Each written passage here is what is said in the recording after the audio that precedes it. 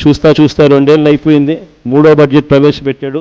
ఇక బడ్జెట్ ప్రవేశపెట్టాల్సినవి కూడా ఇక 2 బడ్జెట్.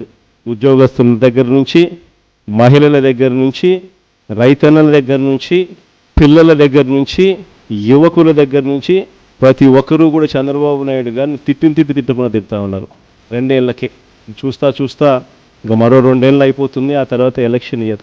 మొదలో 1.5 సంవత్సరం నా పాదయాత్ర కూడా ఎలాగో సాగుతుంది.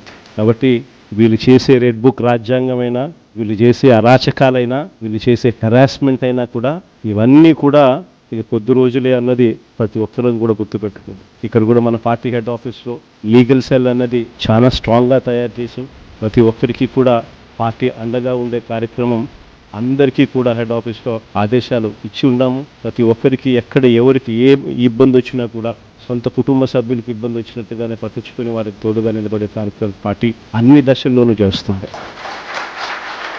ప్రతి ఒక్కరూ కూడా సవ్యసాచుల మాదిరి, కథన రంగంలో సవ్యసాచుల మాదిరి గట్టిగా పోరాడండి. నెక్స్ట్ జగన్ 2.0లో అందరికన్నా పెద్దపీట వేసేది కార్యకర్తలకే అని మాత్రం మరొకసారి చెప్తాను.